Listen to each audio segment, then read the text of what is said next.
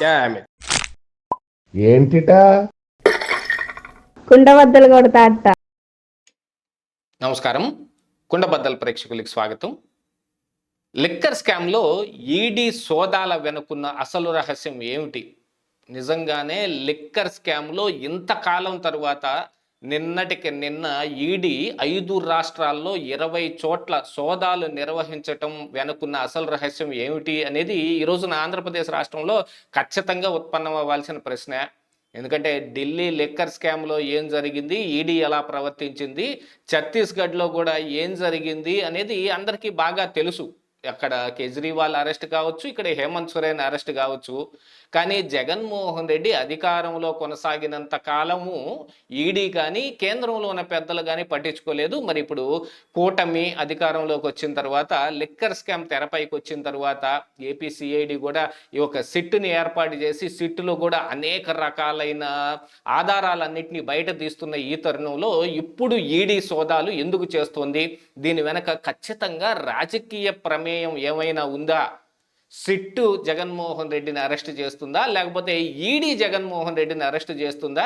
లేదు, పరిణామాలు మొత్తం ఏదో ఒక రకంగా జగన్మోహన్ రెడ్డికి అనుకూలంగా మారటానికి ఈడీ ఇప్పుడు ఈ ఎంట్రీ ఇవ్వటం జరిగిందా అనేది ఈ వీడియోలో పూర్తిగా మీకు అర్థమయ్యే విధంగా వివరించే ప్రయత్నం చేస్తాను. వీడియో నచ్చితే గనుక ఖచ్చితంగా లైక్ చేయండి, ఇంకా 10 మందికి షేర్ చేయండి. నిన్న 5 రాష్ట్రాల్లో 20 చోట్ల ఈడీ సోదాలు నిర్వహించింది. లిక్కర్ స్కామ్లో నిందితులు ఎవరైతే ఉన్నారో వాళ్ళ ఇళ్ళు, ఆఫీసులతో పాటుగా డిస్టిలరీస్ ఏవైతే ఈ 3,500 కోట్ల రూపాయలు ముడుపుల రూపంలో వైసీపీ నాయకుల దాకా అందించారో ఆ డిస్టిలరీస్ ఆఫీసులు, ఇళ్లల్లో కూడా సోదాలు నిర్వహించారు.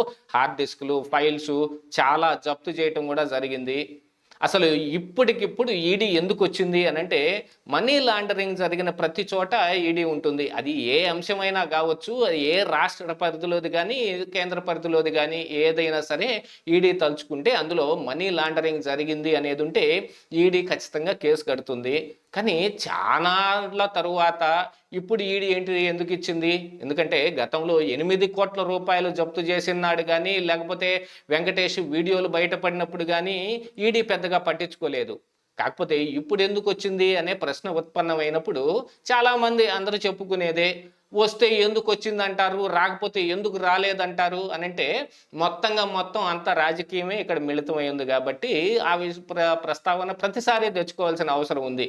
ఎందుకంటే మొన్న ఉపరాష్ట్రపతి ఎన్నికలను సైతం జగన్మోహన్ రెడ్డి ఫేవర్ కోరుకున్న బీజేపీ మరి ఇప్పుడు జగన్మోహన్ రెడ్డిని అరెస్ట్ చేయించడం కోసం ఉపరాష్ట్రపతి ఎన్నికలు అయిపోయినాయి కదా, ఇంకా అరెస్ట్ చేసేయండి మీరు అని చెప్పి ఈడీని పంపించింది అని అనుకోవటానికి ఏమైనా ఉందా? ఈడీ తనంతట తాను సొంతగా ఎప్పుడు రాదు. ఈ విషయం అయితే కుండ బద్దలు కొట్టినట్టు అందరూ అర్థం చేసుకోవాలి. కేంద్రంలో ఉన్న పెద్దల ప్రభావంతో ఈడీ కానీ సిబిఐ కానీ ఎంట్రీ జరిగేది. సరే, గతంలోనే ఈడీ సిట్ దగ్గర నుంచి ఛార్జ్షీట్లో ఏమేమి వేశారు, ఎవరెవరి మీద ఏమేమి కేసులు కట్టారు, ఈ వివరాలన్నీ తెప్పించుకున్నప్పటికీ నిన్నటి దాకా మిన్నకుండా ఊరుకుండిపోయింది. అసలు జగన్మోహన్ రెడ్డి అధికారంలో ఉండగా జరిగిన ఈ తతంగం వ్యవహారం మీద అప్పుడు ఈ ఆంధ్రప్రదేశ్ రాష్ట్ర బీజేపీ అధ్యక్షురాలుగా ఉన్న పురంధరేశ్వరి కంప్లైంట్ చేసినా కూడా సిబిఐ ఈడీలు ఏమీ కదలలేదు. కూటమి అధికారంలోకి వచ్చిన తర్వాత ఈ చంద్రబాబు నాయుడు కానీ మా పవన్ కళ్యాణ్ కానీ బీజేపీ తోటి కలిసి ఎన్డీఏలో కూటమి ఏర్పాటు చేసుకుని కేంద్రంలో వాళ్ళు, రాష్ట్రంలో వీళ్ళు అధికారంలోకి వచ్చిన తరువాత ఈ లిక్కర్ స్కామ్ని బయటకు తీసి ఇందులో ఉన్న చాలా రకాలైన ఆధారాలను కూడా పట్టుకున్న తరువాత కొన్ని ఆస్తులను కూడా జప్తు చేసేదానికి కోర్టుకి పర్మిషన్ కూడా కోరుకున్న తర్వాత ఇప్పుడు ఈడీ ఎంట్రీ జరిగింది. కాకపోతే ఈ సిట్టు ఎంతవరకు పరిధి ఉంటుంది అనేది ఒకసారి మనం అర్థం చేసుకుంటే కనుక రాష్ట్రాల్లోనో లేకపోతే ఇప్పటి వరకు సిట్ అయితే ఇటు తెలంగాణలోనూ అటు ఆంధ్రప్రదేశ్ రాష్ట్రంలోనే మరి సోదాలు నిర్వహించటమో లేకపోతే జప్తు చేయటమో జరిగింది.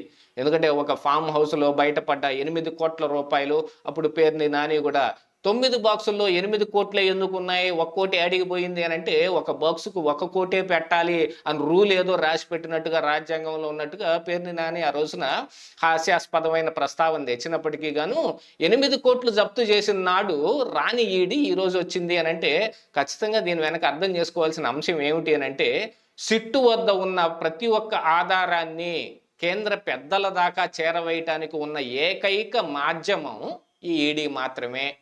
ఇందులో జగన్మోహన్ రెడ్డి ఏదైనా కేంద్ర పెద్దలతోటి లాలూచి పడిపోయో, లేకపోతే వాళ్ళకి కావాల్సిన విధంగా ఉండో, లేకపోతే వాళ్ళతోటి మంత్రాంగం నడపాలి అని అంటే కనుక ఈడీ ఎంట్రీ అనేది ఇందులో ప్రత్యేకంగా అవసరమై కూర్చుంది కాబట్టే ఈడీ వచ్చింది అనేది ఒక వాదన నడుస్తుంటే, మనీ లాండరింగ్లో ఇప్పుడు సిట్టు పరిధిని దాటి ఈడీ ఎక్కడికైనా వెళ్ళాలి అంటే, ఇప్పుడు ప్రస్తుతం దుబాయ్లో ఉన్న ఒక అపార్ట్మెంట్లో సైతం ఈ లిక్కర్ తాలూకు మూలాలు ఉన్నాయి అంటే, అక్కడి దాకా వెళ్ళి సోదాలు చేయాలంటే మరి సిట్టికి ఆ పరిమితి ఉండదు.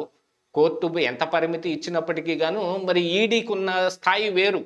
ఎందుకంటే బాగా వెండి తొడుగు ఉన్న లాఠీతోటి దెబ్బ బాగా గట్టిగా తగులుతుందని చెప్పినట్టు ఈడీ కొట్టి దెబ్బ వేరుగా ఉంటుంది. ఎందుకంటే ఒకవైపు కేజ్రీవాల్ కానీ, మరొక వైపు హేమంత్ సోరెన్ కానీ చూశారు.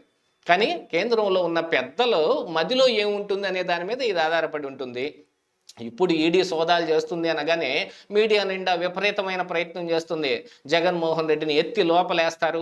గతంలో ఇదే జగన్మోహన్ రెడ్డి గారు చెప్పారు, నేను ఊళ్ళో లేని సమయంలో పోలీసులు చంద్రబాబు నాయుడిని ఎత్తేశారు అన్నట్టు ఇప్పుడు ఈడీ జగన్మోహన్ రెడ్డిని ఎత్తేస్తుందా? ఆ అవకాశాలు ఏమన్నా ఉన్నాయా అనే రూపంలో ఎన్నెన్నో కథనాలు వస్తున్నప్పటికీ ఇంకా ప్రజల మధ్యలో మాత్రం ఒక ప్రశ్న మాత్రం గట్టిగా మెదులుతూనే ఉంది. ఎందుకంటే కేంద్ర పెద్దలతోటి జగన్మోహన్ రెడ్డికి ఉన్న సంబంధ బాంధవ్యాల మీదనే అంత ఆధారపడి ఉంది. యాక్చువల్గా చంద్రబాబు నాయుడు కూడా ఈడీ ద్వారానే జగన్మోహన్ రెడ్డిని అరెస్ట్ చేయించాలి అనుకున్నాడు అనేది గతంలో కూడా ఒక ప్రచారం నడిచింది. ఎందుకంటే సిట్ అరెస్ట్ చేస్తేనో, చంద్రబాబు నాయుడు అరెస్ట్ చేస్తేనో అది కక్షా కార్పణ్య రూపానికి మలిచే అవకాశాన్ని కానీ, మళ్ళీ తిరిగి ఎన్నికల్లో ఈ అంశాన్ని వాడుకోవటానికి కానీ జగన్మోహన్ రెడ్డికి ఒక మంచి అవకాశం వస్తుంది. కాబట్టి కేంద్ర దర్యాప్తు సంస్థలతోటి జగన్మోహన్ రెడ్డిని అరెస్ట్ చేపిస్తే కేంద్రమే అదిగో న్యాయపరంగా వాళ్ళే ఈ సోదాలు కానీ, లేకపోతే విచారణ కానీ జరిపించి ఇందులో జగన్మోహన్ రెడ్డి దోషని తేల్చారు కాబట్టి అరెస్ట్ జరిగింది, నాకేం సంబంధం లేదని చెప్పుకునే అవకాశం ఉంటుంది. కాకపోతే ఇప్పుడు ఈడీ నిజంగానే జగన్మోహన్ రెడ్డిని అరెస్ట్ చేస్తుందా అని అంటే అందులో మాత్రం మతలబ్బే ఉంది. కేంద్ర పెద్దలతోటి జగన్మోహన్ రెడ్డి సాగించే సంబంధ బాంధవ్యాల మీద పూర్తిగా ఆధారపడి ఉంటే ఇక మరోవైపున సిట్టు కూడా అరెస్ట్ చేసే అవకాశం ఉండదు. ఒకవేళ సిట్ ఏదైనా అరెస్ట్ చేస్తుంది అని అనుకుంటే ఈడీ కాపాడే ప్రయత్నం అయినా కూడా చెయ్యొచ్చేమో. అలాంటి అవకాశాలకు కూడా ఇప్పుడు ఒక రూట్ వేసుకోవడం కోసమే ఈడీ సోదాలు జరుగుతున్నాయి అనేది మరొక వాదన నడుస్తోంది.